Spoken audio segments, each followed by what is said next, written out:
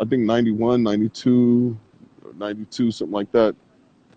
And then the record came out, and I'm not sure if we went again, but I know we came back from Europe one time in New York, and Jupiter wasn't able to make it, and so he ended up doing a tour of another kind, and then AC started getting his own creative uh, ambitions, and I can't quite remember what Peace was doing. I think Peace was working on his Southern Fried Chicken or something, and I started working on my shit.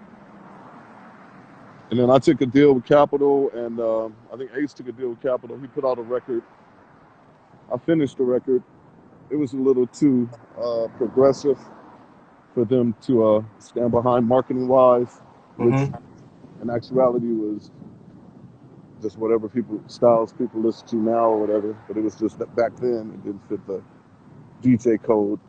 So, and I'm working with other young and up-and-coming artists when I'm living in New York off my record deal. Trying to encourage the young and up-and-coming rappers at that time. Because by that time, I'm already a good 22, 23, 24. But if you're 17 or 18 or something, I'll take you under my wing and show you how to record, get some shit going on, and get you enough of a cha-cha to where if you fuck with me, then that opens doors for you to fuck with other people, that kind of shit. Like, I knew that play back then. That's my philanthropy. Okay. My philanthropy. It's my... Yeah, the nigga out here in King Boulevard waiting to open up my shit. if That's we the can palm trees.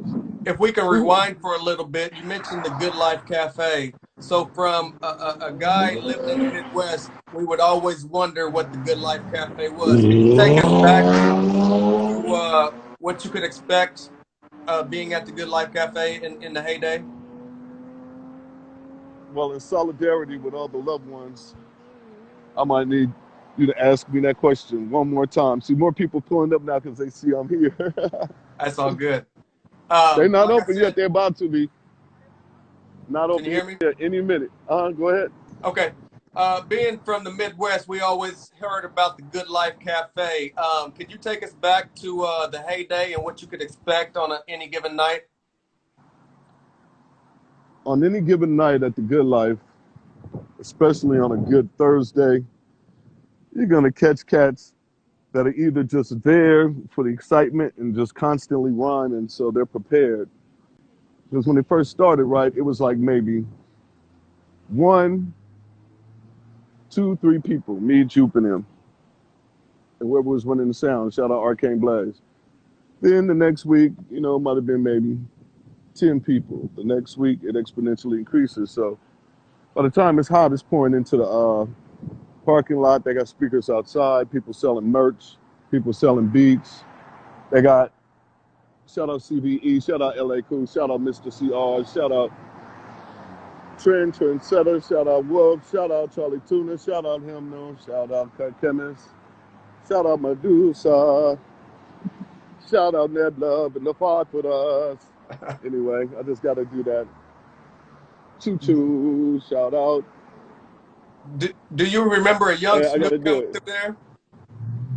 Yeah, I remember Snoop because I knew Snoop through RBX. I used to write rhymes for RBX. And me and RBX used to be friends and kick it back in the late 80s, early 90s, like circa 89, 90. Uh, and so I met Snoop. He was selling some weed. He lived around the corner in Long Beach from RBX. He's like, yeah, I got some rhymes too. And, he'd call us and come by, crash on the couch in Hollywood because I was staying with RBX's producer, Lord Create. Shout out Create. Shout out Create, man. That's a good dude. Solid cat. Shout out all the producers I ever worked with. Fat Jack. Shout out ATU. Shout out Zulu, Zulu, Zulu, Zulu, Zulu, Zulu, Zulu. Shout out the Queens and the Goddesses. Shout out Sissy. Shout out Rainwater. Shout out all the baby mamas and mamas and babies and babies and mamas. But nah, I'm focused. If I may, shout out to Queen Bee. Shout out Sophia Wisdom. And here we go. Shout out the kids. Yeah, I have kids. Shout them out. Uh, Yeah. Shout them out. It's all of it's all of it's all of it's all of it's all of it's all of it's all of it's all of it's all of it's all of it's all of it's all of it's all of it's all of it's all of.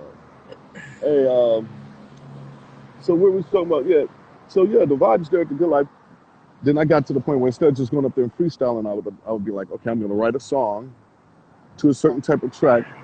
I'm going to memorize the song, and I'm going to have some sort of antic. Like I did a song one time to Mo Better Blues that,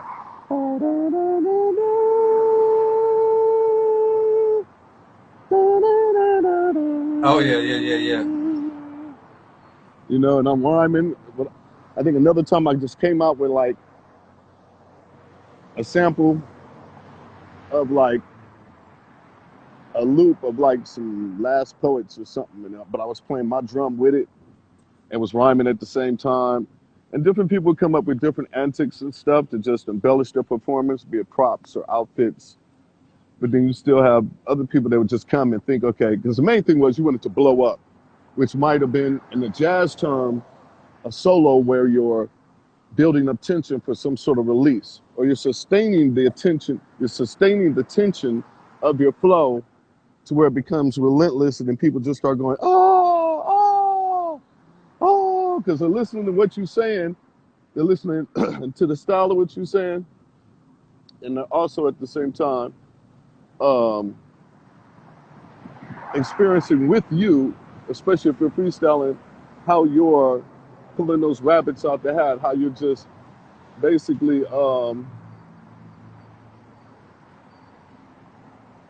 how you basically nah, they're about to open in about 5, 10 minutes. They told me 30 minutes, but that was 30 minutes ago.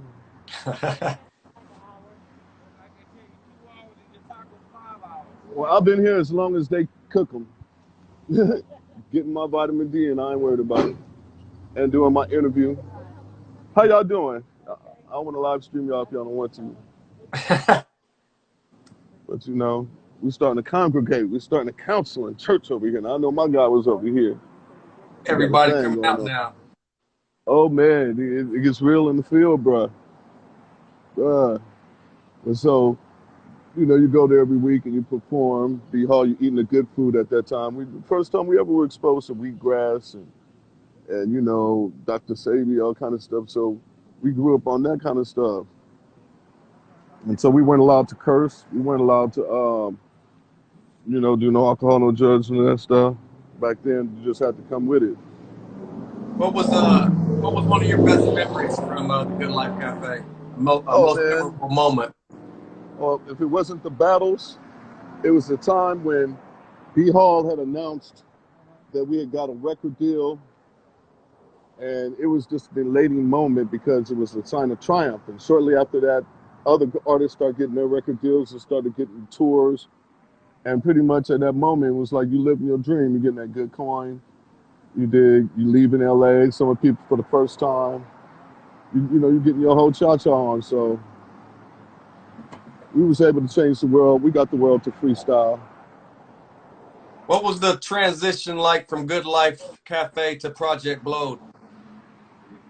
Good Life Cafe to Project Blow. Project Blow, you can curse. And I had Ah, already been going to Lamert Park after Good Life anyway, because I used to play trumpet, still a jazz enthusiast. I was always fascinated with learning the theoretical side of music and how it applied to my production and vocals and songwriting. So I tapped in with the jazz cats. JMD, shout out JMD, Daryl JMD Moore. Shout out Billy Higgins, rest in peace. Shout out Horace Town Scott, rest in peace. Shout out Rick, rest in peace. Shout out all the jazz greats that I met and seen and played with and learned how to play the trumpet with. Shout out Joseph Lineberg. Shout out Kamatsu Washington. Shout out Terrence Martin. Shout out all the people that I know that we've jammed with through the years. But Lamert Park, that's my bread and butter, grits and cornbread. Ben Caldwell, he opened up his doors back in like the early 80s, and he's a professor at CalArts, right? And he, you know, was starting to do his thing back then. He had a thing called iFresh. It was a creative collective, but also it was a movie. It was, you know, a whole thing coming together like Fresh Groove or whatever little style it was going to be back then.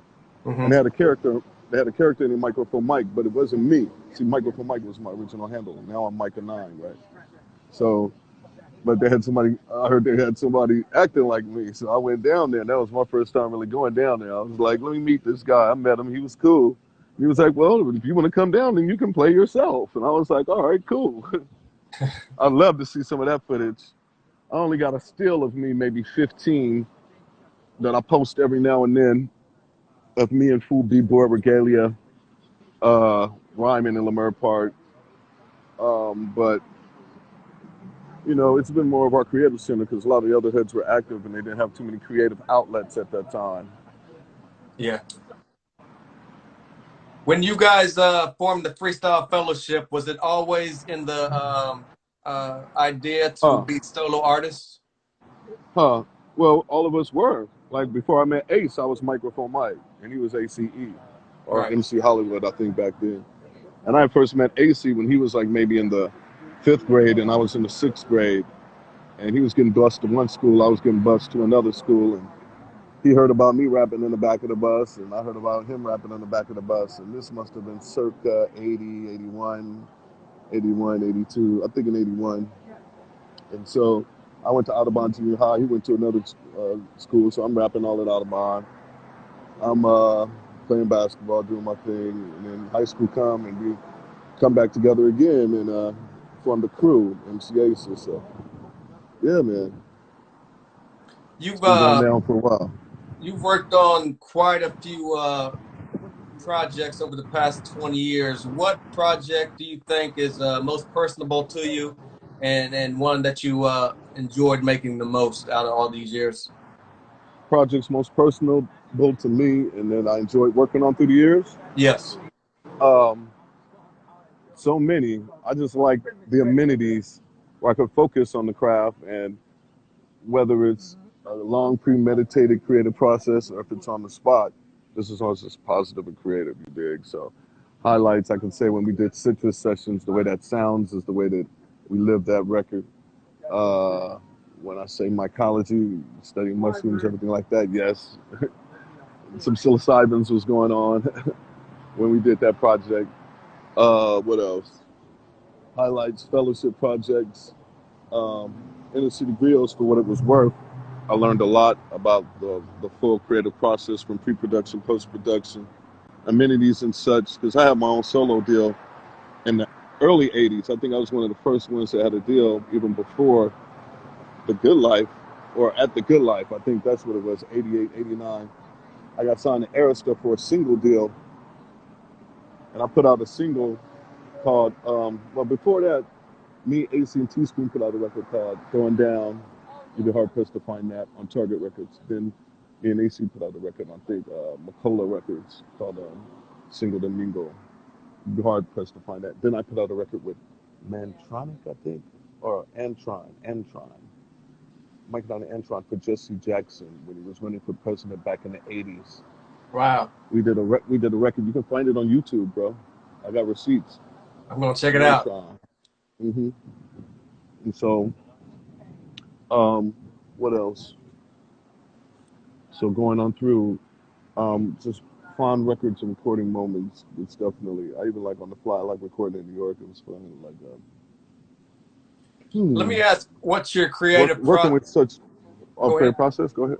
No, you go Yeah, ahead. your Pardon me. creative process. Do you constantly write, or do you have to wait for the music to catch a vibe? Um, it depends because I do write. I write in my head. I write on paper. I write on my phone. Even if it's not a beat, it's just getting an idea off. Then I write according to the way the arrangement of the track is, the pitch, and then the key, and all of that. Right.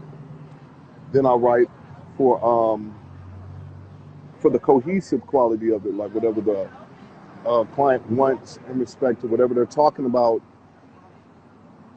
or whatever the track is titled, or whatever the track sounds like. Descriptive terminology. Then finally, when you hear your own voice in something, or when you hear layers of your voice, or however you hear the story of the song that you're putting down in your voice, you want to, mm, you want to, you hear your voice, you basically just want to transcribe and dictate what that is, and then try to recapture that behind a microphone or whatever your recording situation is. And sometimes it's an assembly line where you're working on a project. To keep the freshness, you might bounce from project to project. Creative process could be from start to finish. Some you might hear outside, some you hear in your head that you translate into a track that you write, record, or sample, produce a program, be it through Ableton, Logic, Pro Tools, or even live. And whether you're writing it down on paper or on a staff musically, or you're pulling cats together that are playing those different instruments, you're hearing something and you're pulling it together the best way you hear it. And, it may culminate in an instrumental, it may culminate in something that's crowdsourced, and the aspect of having a DJ, run some edits and do some scratch mixes, or having some live musicians embellish it if it's from more digital vibration. Thank you, Goddess. Uh, ah, Got thank you, Goddess. him? And I'm contaminated with my gloves. I'm a mess. I'm a mess over here. Hold on, I got to get my reality right. All right. I'm just trying to handle my mask and do this interview.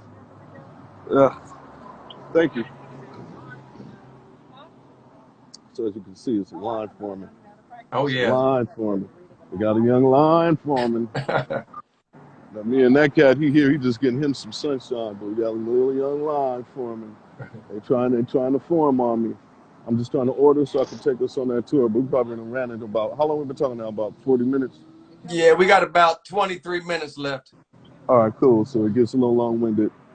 So let me just get my order in, All right. and then I'm gonna go ahead and stroke down to Leimert. All right. Or we might just have to call it here, I'm letting you know where I'm at. Yes, sir. This is a blessing. This is a blessing too, because I'm getting all this vitamin D. Mm. And you're joining us today, so we're all blessed to be in your presence because we've been big fans for years. No, it's all love. I appreciate y'all. So where were we? We were talking about Your creative process. oh yeah, the process. So then once you mix and master it, you might want some objective clarity, have somebody else mix it and master it. Oscillation tweaks. You want to keep as many tenets of music as possible: form, intro, outros, platoons.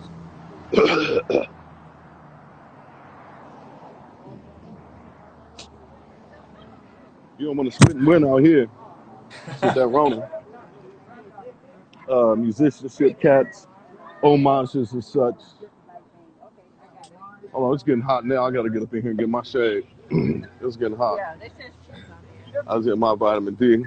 It's my favorite. It's my favorite. So, once it's mixed, I got a dry cough because I just finished smoking weed and it's hot out here and I'm thirsty. I know my coughs ain't nothing different. But if I may, I'm the first one in line. I'm excited. I'm about to buy me my stuff. I'm probably gonna spend about $30. Because I know I'm gonna get my tequila limes. Tequila lime and get my tequila lime. Anyway, please ask me some more questions, man. Yes, sir. It was an honor for us, and I got to shout out Ava DuVernay, the goddess Ava DuVernay. She she she did the thing. I don't know if you guys are hip to This Is the Life, or even some of the other documentaries, Art of Rhyme or Freestyle, or I want to shout out my guy Shad too, at Hip Hop Evolution, or anything that chronicled us in the film format or in a broader platform and market. Thank you, because you have so many cultures and subcultures and whatnot of this, that, or the other of us black folk, but like a lot of people don't know about the ultra wave electro hip hop scene that was in like the early late '80s. Kind of heralded with the likes of Uncle Jam's Army and Mixmaster C, and back when Dr. Dre was maybe 13 or something. You mentioned Dr. Dre. Is it true that you co-wrote on NWA and the Posse album? Yes, sir. Yes, sir. Yes, sir. Youngster. I co-wrote because I wrote for a lot of cats back then. I used to just go around and sell my rhymes for like $50, $100, and hope that they would. Oh, come here. That's a butterfly. I almost caught it. Everybody ducking. It was a black butterfly. Black butterfly. That was a black butterfly. Sail across the water.